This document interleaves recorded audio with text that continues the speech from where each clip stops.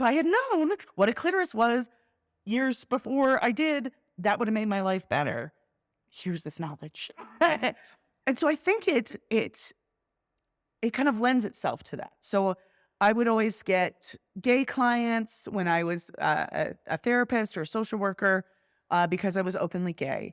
And then you start to work with a lot of people with sexual dysfunctions because you're really comfortable talking about sex. Welcome to Small Acts of Rebellion, a podcast where the unspoken narratives at the intersection of our personal and professional lives come to light. I'm your host, Heather Pridemore, your guide on this journey of discovery and defiance. Join me as we uncover the rebellious spirit that shapes our careers and lives. It's time to own your story. Are you ready? Today's guest is Fawn O'Breitzman, a passionate advocate for better sex education. With 25 years of experience teaching sex and gender at the college level, Fawn has traveled the world studying these topics and frequently presents at gender and transgender conferences nationwide. Her journey took a profound turn 3 years ago when she was diagnosed with stage 4 lymphoma. Facing a life-altering moment, she made a bold decision, cashing out her retirement to pursue a long-held dream, creating an educational sex museum that tackles often overlooked topics like sexual anatomy, gender, sexual orientation, and the history of human sexuality. In 2023, she and her wife turned that vision into a reality by opening the Sexploratorium, a space dedicated to revolutionizing sex education, making it more inclusive, informative, and engaging.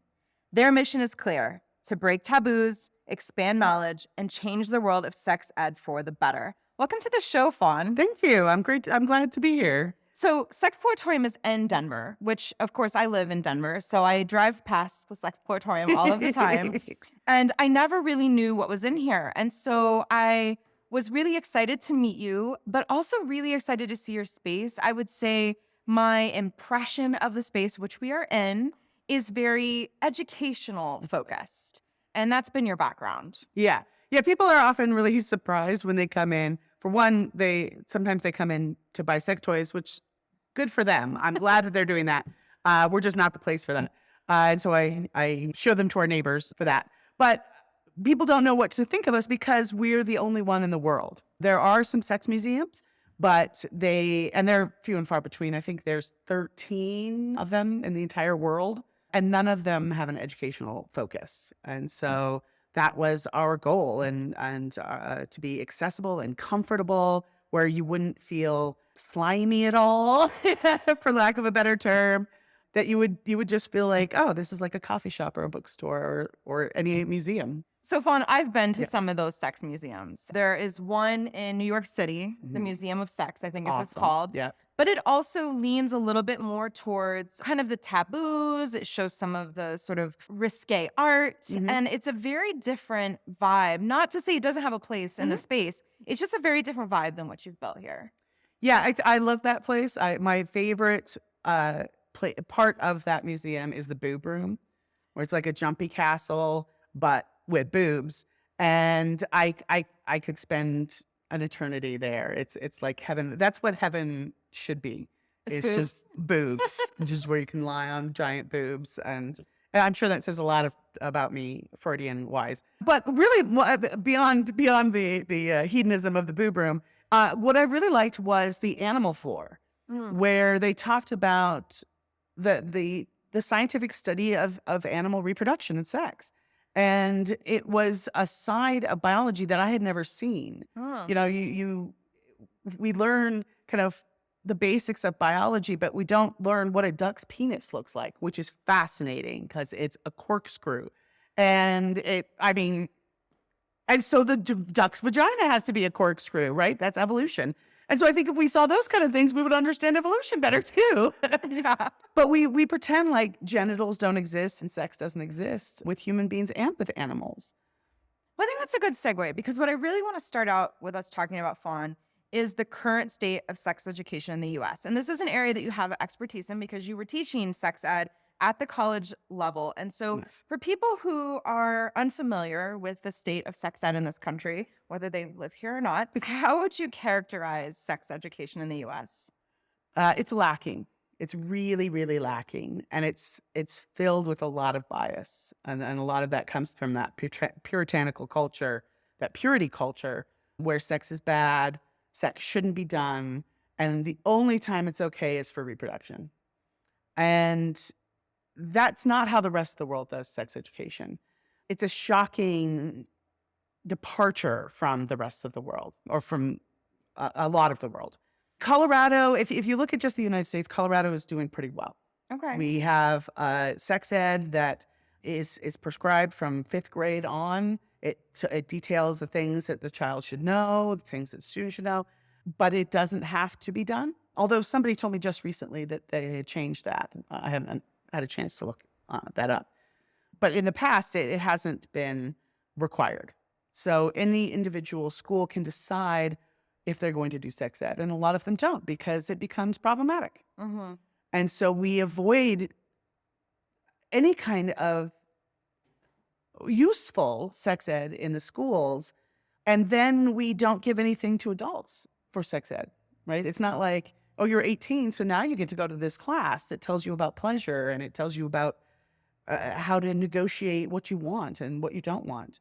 You know, most of what we get is how to say no, right? How to talk about it if somebody has touched you inappropriately.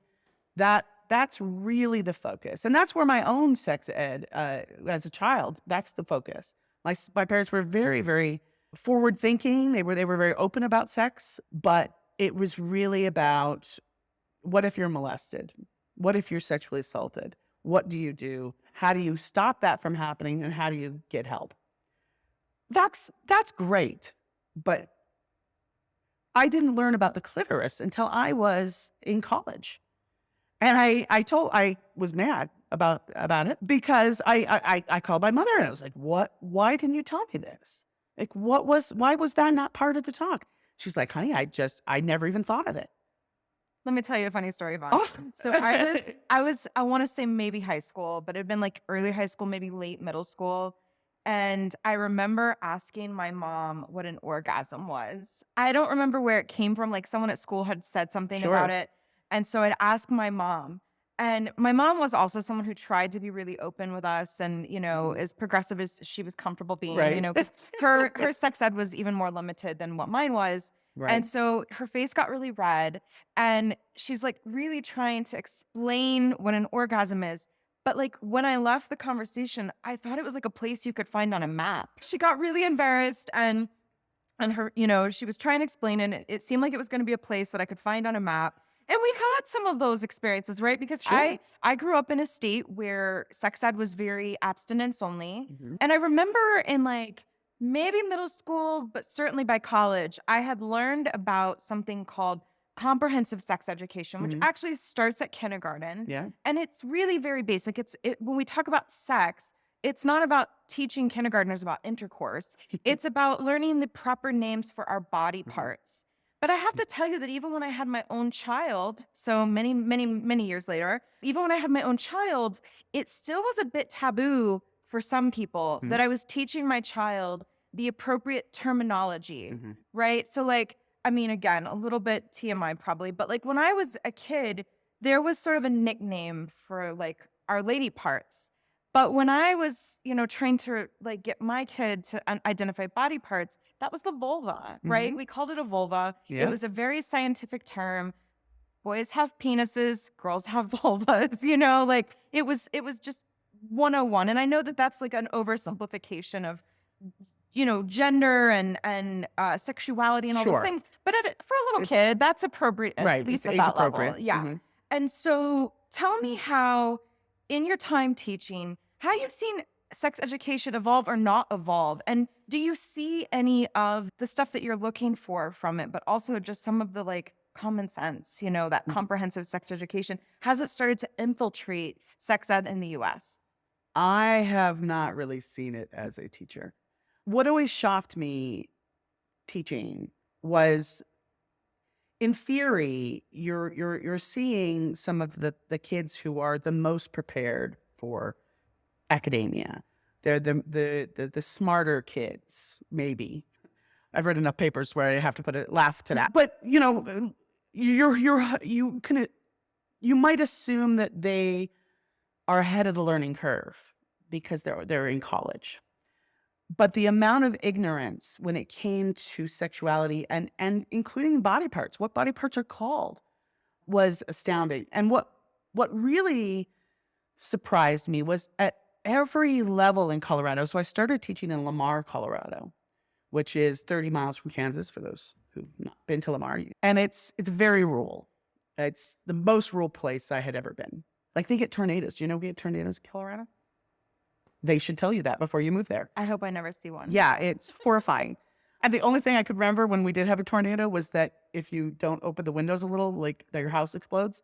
And so I opened all of them as wide as I could and let all the rain in. And my wife was like, "What are they doing?" Anyway. That's helpful though, Fawn. Right? I live in a part of Colorado where I could potentially experience a tornado. So it would be nice to know that you're supposed to crack your window. Just a little. When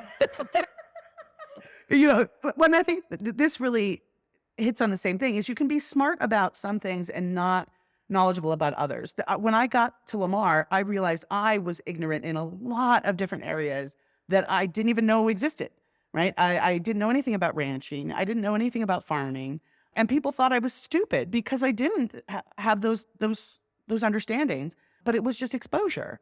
And so I think that's a lot of what sex ed is. It's exposure. And if we're not getting exposed to it, and it's so hidden in every manner. I was watching some program like Pregnant and 16 or something. I don't remember. But they were changing a baby and they blurred the baby's genitals. And it really took me aback. I was like, wait, we're saying that like babies' genitals are inappropriate to see? What? When did that happen? Of like a baby, like we're sexualizing this baby's genitals. It seemed really crazy to me. And it called more attention to it than if they had not done it, right? Because now you're like, oh, now I understand that this is taboo, right? Well, we could get into a whole philosophical discussion about the naked versus the nude and how Yes, that is for another podcast. Totally different episode. Different episode. But yeah, we just aren't really exposed to it. And the people in urban place, I taught at Auraria campus, at Metro, it didn't matter. It was the same level of ignorance because none of them were getting taught. I regularly had people who thought that women peed from their vaginas. Women who thought that as well. I had one student go home and have an argument with her mother about whether or not we peed from our vaginas because her mother absolutely believed that. And so it was multi-generational ignorance. And I guess I had thought that would be better, but it's hard to deal with an entire culture that says this is bad. You were saying you want to teach your children the names. I had a fellow professor who was CPS was called on her because her daughter knew the scientific names of her genitals. And so they thought that was a sign of abuse. Which is so interesting because everything you've said so far, Fawn, everything we've talked about up to this point, even though we keep using the word sex, which is a broad term, right? It encapsulates a lot of things. Everything we've talked about to this point is science. Like, we're not talking about anything that happens in the bedroom. We're not talking about any of the fun stuff. We're really just talking about basic science. Yeah. And it's also interesting because if you think about the science, that science is also a little bit more acceptable when we're talking about animals than when we're talking about humans. Right. Yeah, we can't really talk about mating with humans without everybody getting upset. There was a National Geographic program when I was in elementary school, and all the kids loved to watch it. So finally, I convinced my mom to let us stay up and watch this National Geographic show about animals. And that night we chose to watch it was about animals reproducing And my mom walks in as the male elephant is like sniffing the urine of the female elephant to see if she is ready for copulation. Sure. And my mom's like, no, we are not watching this Nat Geo show anymore. Oh my God. And so, I mean, we were in elementary school and, a different time, a different place, Sure. but it was just like, she was like, no, we're not watching animals have sex on TV. Yeah. But I mean, it's interesting too, because at that time, this would have been like, late 80s, early 90s. And I mean, that was on TV. And it was like public broadcast, Right. So animals mating was an acceptable television program then. And I'm just curious, like, where do you think that has evolved since then? Do you think we have gotten more open or less open in that time? I think much less open. Like I really see more and more and more censorship, self-done censorship. We used to have the FFA, or was it the FFA? Federal Broadcast. Well, you know what I'm talking about. FFA? I don't know. Federal organization monitors what we're allowed to have on the radio and television. Right. Yes. I can't remember the name of them, the acronym. But they would at least say, okay, you can't say this, you can't say that. But a lot of cable, they don't have that. There's no outside governmental agency saying you can't say this or you have to do this. And so they err on the side of caution, right? And everybody is erring on the side of caution. Then caution looks like the norm. So then you have to err even more on the side of caution. I was watching and I know this comes back to the nudity piece, but I was watching a World War II documentary. And I remember that like World War II documentaries was one of the places where you would see nudity because it's real history. It's people being treated like animals and being horrible. And you would see real life, gritty real life. And it's like an hour into it. And it's on Netflix. And at one point, we've been just watching people get murdered and tortured and horrible things. And this guy is being kind of strung up and they blur his genitals. Same thing. And I thought, oh, okay, so all of that was okay to show. But a penis and testicles, that is a beyond the pale, right? That is too much. How can we show that? And so when we decided to have a museum, one of the first things we wanted to do was have genitals all over the walls because we don't get a chance to actually just see somebody's genitals and really look at them for, it's such a basic, as you said, it's like the most basic part of science of what does this look like? That's where we have to start. Okay, so that's gonna I want to know, Fawn, because I mean, you taught sex ed, and I'm just curious, how does someone get into teaching sex ed? Did you teach anything else, or were you always just teaching sex ed? No, I taught psychology, so that was under the umbrella of psychology. I also taught it as sociology too, which was weird, but that was a whole other podcast about academia. So I taught the basics of psychology, but I had always I have a theory. Okay. This theory is not based on any science that has been done yet, but I go to a lot of sex ed conferences. Okay. And things along those lines. And one of the things I notice is 60 to 80% of the workers there are queer, obviously queer. You'll walk into the room and you're like, I'm with you. We're in the queer group. But it's huge. It's really, really huge. And I started to think about why is that? What is that draws queer people to that work? And my conclusion, my theory that has not been scientifically proven is that when you're told your basic fundamental urgings are wrong, right? As a queer person, you're like, I'm a girl, not supposed to like girls. So I very early on, I'm like, okay, that's bad. I got to suppress that. I got to fake this. It's a lot of juggling. And so at some point, if you come out to yourself, at least you go, okay, this was wrong. All of this stuff I learned was wrong. What else is wrong? Right? What else was I told that was a lie that could fundamentally make my life better? And so I think you start to open yourself up to oh, there's all these things that we were taught about kink and we were taught about orgasms and we were taught about our bodies that are actually wrong. And I got to tell people, like, this is crazy. I think, that's one of the first things I start with, like, is, wait, here's a clitoris. If I had known what a clitoris was years before I did, that would have made my life better. Here's this knowledge. And so I think it kind of lends itself to that. So I would always get gay clients when I was a therapist or a social worker because I was openly gay. And then you start to work with a lot of people with sexual dysfunctions because you're really comfortable talking about sex. And then you become the teacher of people. Like one of the first jobs I had out of grad school was at this long-term care center, and we had an HIV client.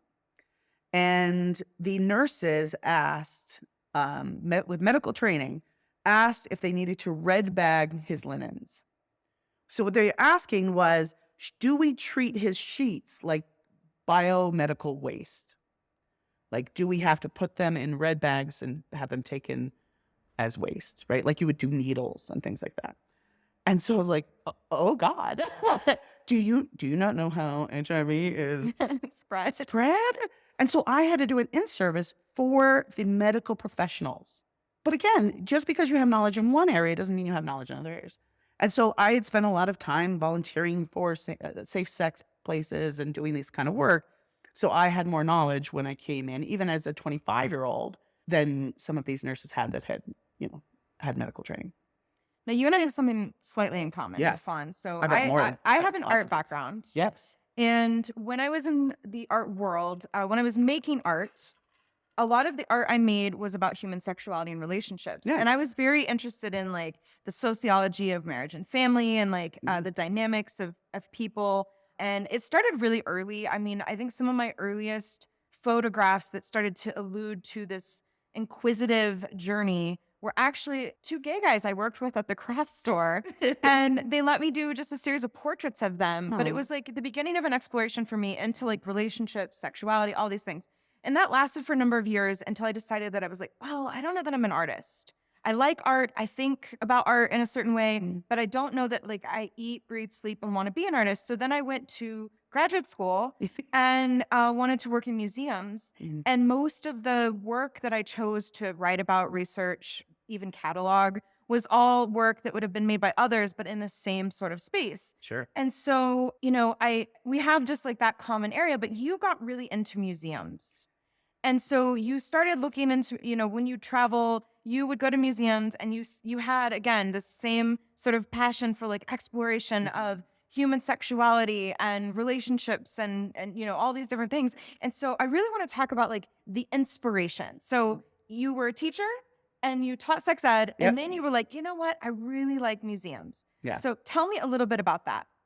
Yeah, so my wife and I, as you said, we really love to go all over the world. Like we like to travel, and teaching has given me a lot of opportunities to go abroad. I've gone to conferences, I've taken students, and so we end up in a lot of different places.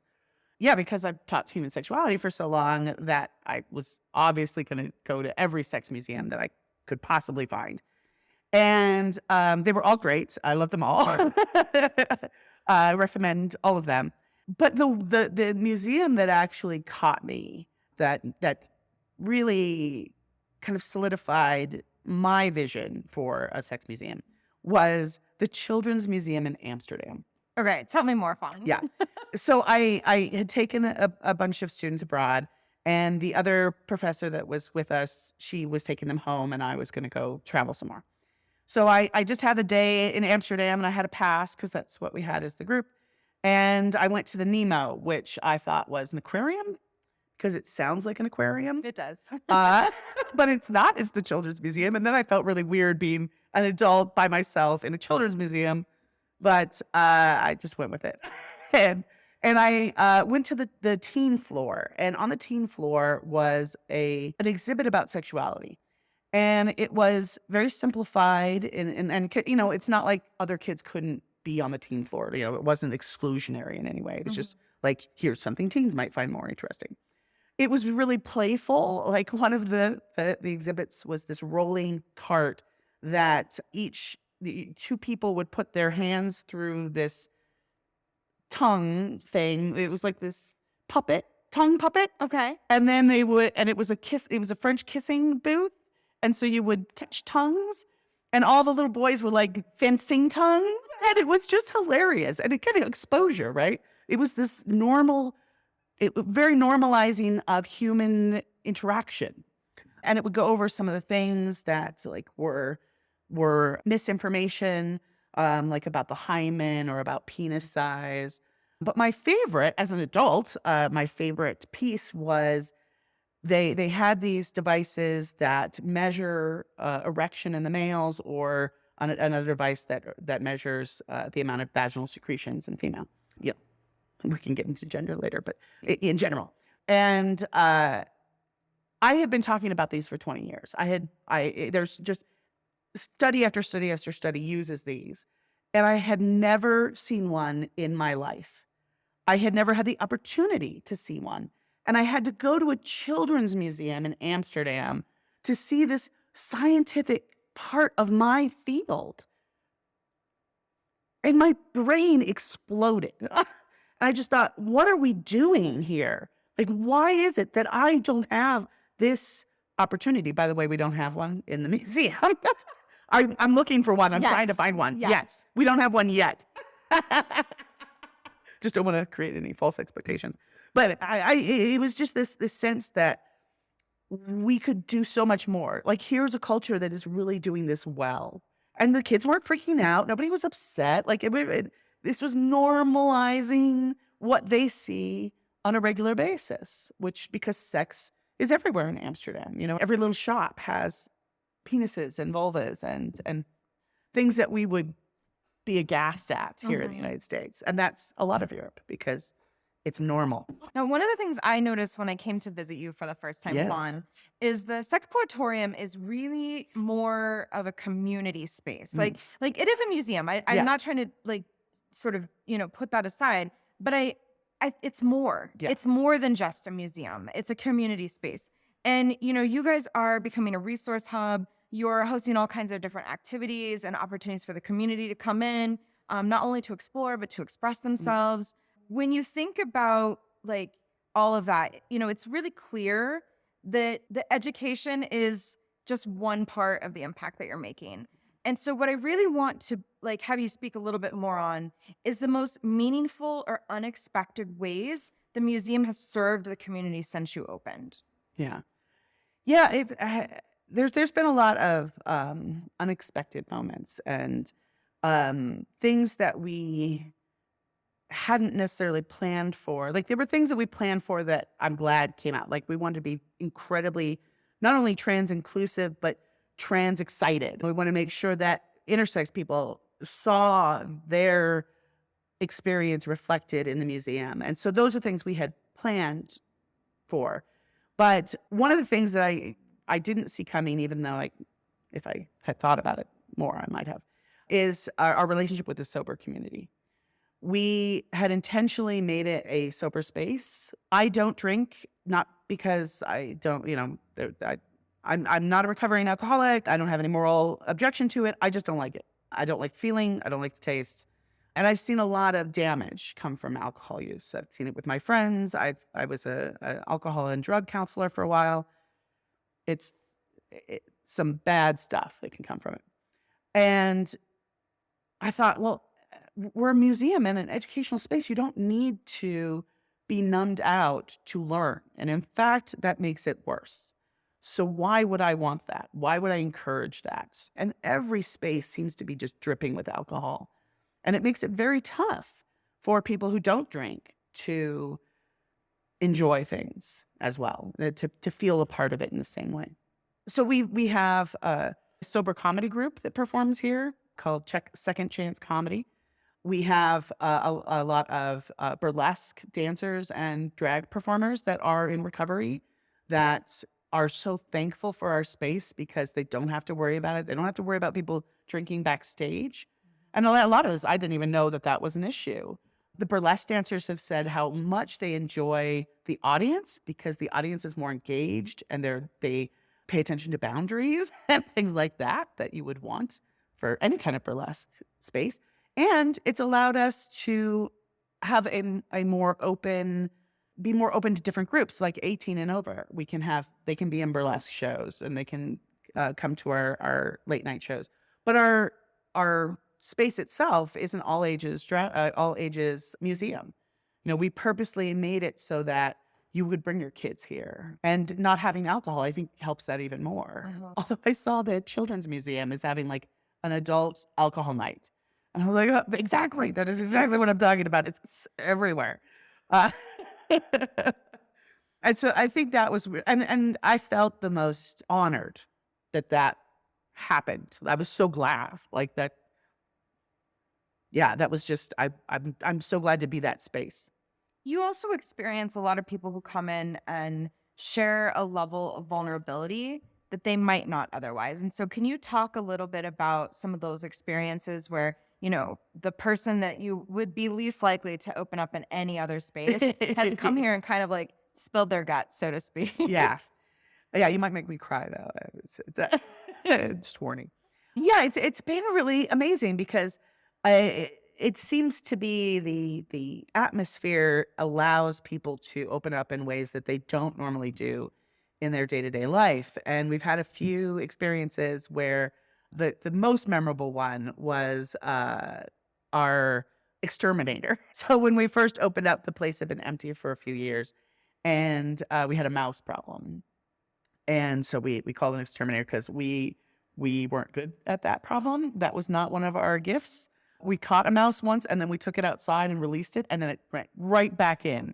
And that's how effective I am. But this lovely man came in and was deaf to mice, and he came in and just started chatting with us. And he said that he hadn't had sex since his wife died 2 years ago, and that was really tough for him, and he didn't know how to talk about it. And he said that was the first time he had actually said that ever, was to this group of strangers.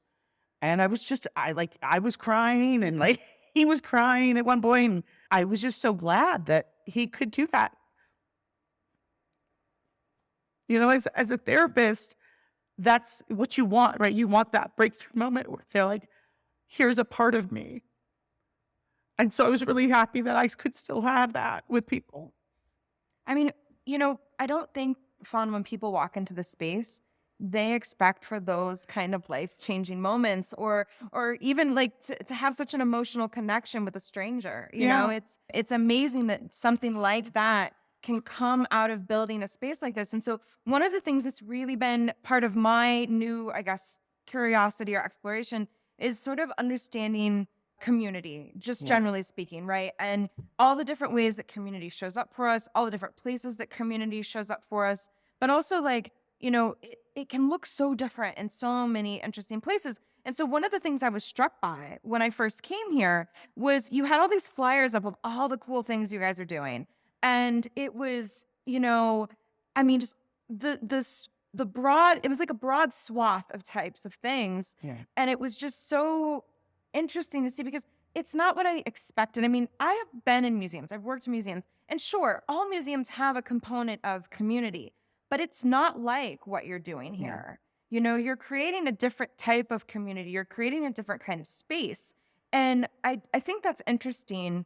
Can you tell me about how that has evolved, or I don't know if there's like a strategy behind it, or if you're just sort of following your loves and your values and trying to provide what you think people need. I mean, how did, the sort of seed of starting this museum turn into this really broad approach to like community activations? I think, kind of what you said is just, I followed the same patterns that I was used to. I've always been in nonprofit, and the whole point of nonprofit is you're doing something other than just working. It's for a greater good. And all right, I'm going to come back to the cancer because we just briefly talked about that, and I'm fine, by the way. I just want everybody to know I'm good. All is well. It's been 3 years and cancer free. And when I first got my diagnosis, the first thought that ran through my head was, I've wasted my life. And I didn't expect that. Like, I had been a professor for a long time. There was lots of things that I did that I felt good about in terms of meaningfulness in my life. But yet I had this overwhelming feeling. I had this moment where I just thought, I've wasted my life. And some of that had to do with how many hours I played video games. I thought, well, this is such a waste of my life. But part of it is I felt, especially towards the end of teaching, because I was having some problems with administration, where I had really stepped away from all the things that I felt good about. Okay. And I really, I was teaching online. I just had a lot of time to myself, and I wasn't doing anything good with it. I was really just wasting time in how I felt. And so I thought, what more can I do? I want more. It's almost like that Schindler's List moment of like, I could have done more. I could have taught more people about their vaginas. I could have taught more people about their prostates. Oh, it's so magical. It's like so exciting to talk about. There's just so much more, because there's so much ignorance, and there's just so much hunger for good sex ed, and I wanted to have that same experience that I had in the classroom, where people, their lives did change. They're like, oh my God, I thought this, and I thought this is what I would expect from a relationship, and now I know it's totally different. I had people get divorced halfway through a semester because they're like, I realized that this isn't working, or realized like I masturbated for the first time because I realized that was the sex I was having with a partner wasn't working, and I didn't know how to figure out why. Mm-hmm. And so we had these really intensely wonderful moments. I taught positive psychology too, which is the science of happiness. And one of the things we talk about is the difference between eudaimonia happiness, which is meaningful happiness, when you volunteer for something you care about, versus hedonist kind of happiness, where it's about pleasure. Eating a donut, that brings you hedonistic pleasure, but it doesn't bring you meaningful pleasure. So, you look at people who, life is pretty easy, they grew up very wealthy and they have all the hedonistic pleasure, but they don't have any eudaimonia happiness. They don't have the meaning in life. And I was kind of feeling that had overcome my life. I had all this hedonic happiness. I was playing video games all the time. I was doing whatever I wanted at that moment.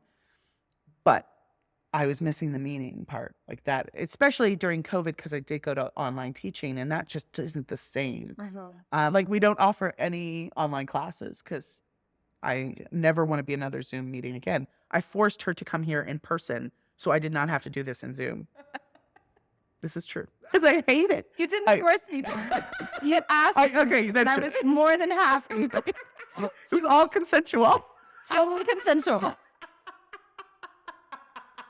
Yeah, thank you for clearing that up. Yeah. Especially since we're in a sex museum. Yes. Consent It's all about consent. So I was really missing that piece, that meaning piece. And that's really what that's what keeps me going, even when, times are a little weird. Starting a new business is a lot. And there's just a lot that you have to deal with that you've never dealt with before. There's the learning curve is super high. And it's the people who come in and are like, oh my God, like I've never been able to talk about this or experience this, or I never learned that. And that really is going to impact my life. That's when I feel good. Yeah. So that was the driving factor to all of this community activity that you're doing. Yeah. Yeah. One of the things that we've been active in doing is for the decriminalization of sex work. If you have a good understanding of history, it's in that area, which we don't often learn in history classes. Sex work has been with us from the beginning. There's this wonderful story coming from economics about how fundamental sex work is. Would you like to hear? Yes, please. All right, let's do it. We want to go off on a weird tangent for a moment. So they were doing this study with monkeys, and the idea was, can we teach monkeys how to use money?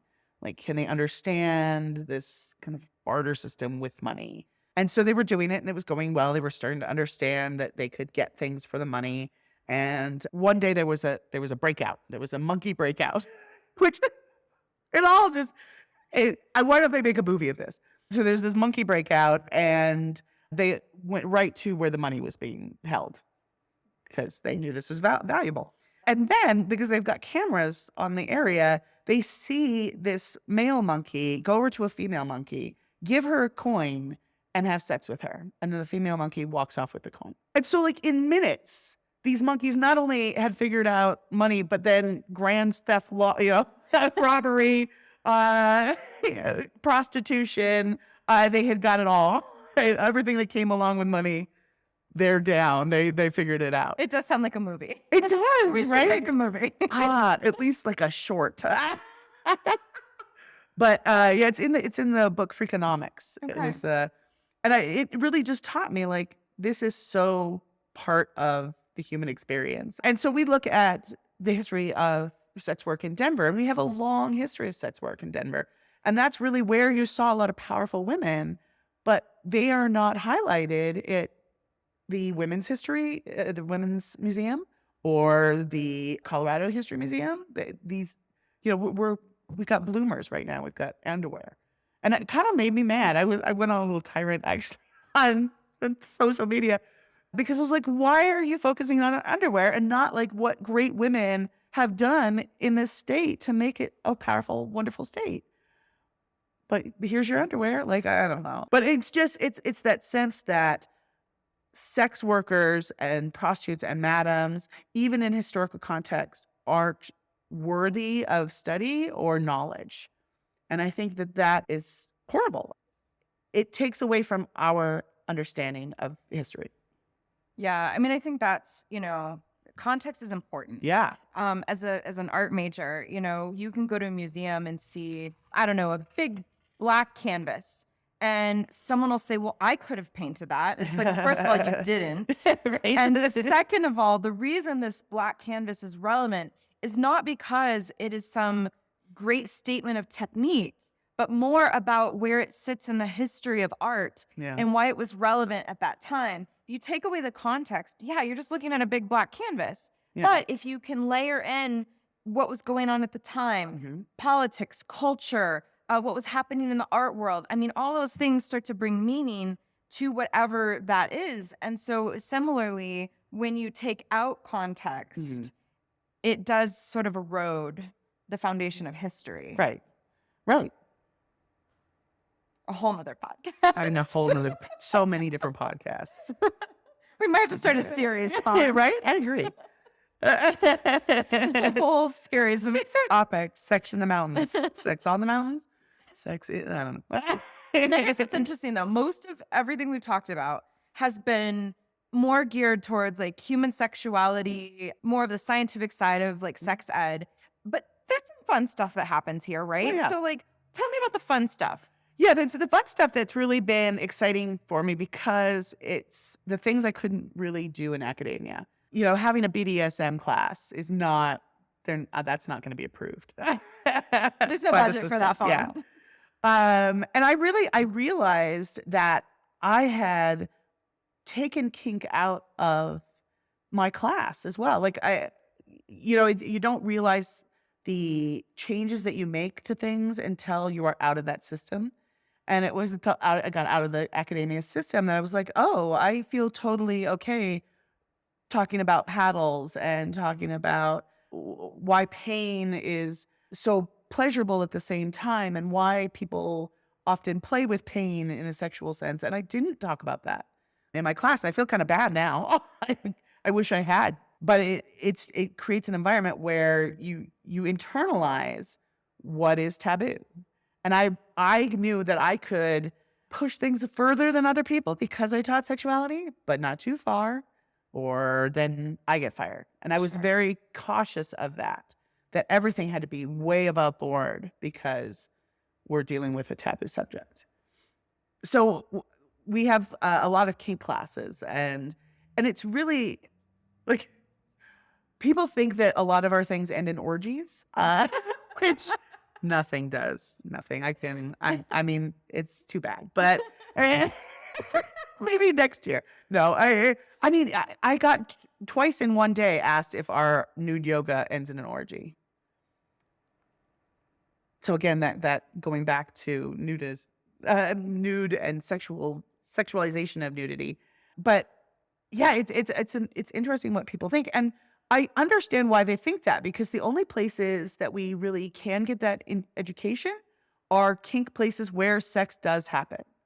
So if you go to dungeons or you go to play spaces, sex does happen there. And that keeps some people out because they're like, I don't really want to have sex with other people, but I really want to learn about, tying people up.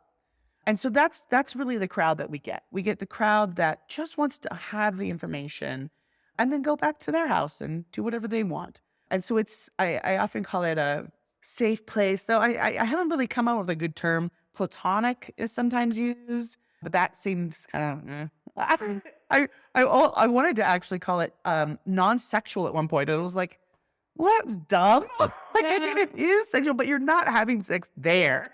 And so it's been hard to explain, like, what are, like, that we don't have live sex in the classes, but sometimes I've had to put that specifically. Sure. I mean, that makes a lot of sense. Yeah. I think that, if I could stress anything to anyone listening who might come visit, is that this space is very much about education. Yes. Yes. It's, I mean, probably because of your background, but also your passion for the topic. But what we're talking about here and what we're the community that you're building here, it's all very educationally centered. And I mean, it's not, I mean, other than the fact that we as a culture kind of say sex is taboo, there's really nothing even that taboo in the museum, right? Like it's all, I mean, there's scientific diagrams, there's different types of genitalia, there are, just like facts and things that you can like learn. I don't know, it's like hard to explain, but like it's not a fetish museum. Right. Like and what I mean by that is like you could have an educational fetish museum, but Chicago has one. But the point of the museum is not to sort of tantalize or, we're not looking at things through peepholes and sort of creating that sort of taboo and illicit feeling about what's here. It's all very like a matter of fact, kind of in your face, but not in like an aggressive way, just like it is what it is. Yes. And that approach, I think, makes it really accessible for, for all of your things.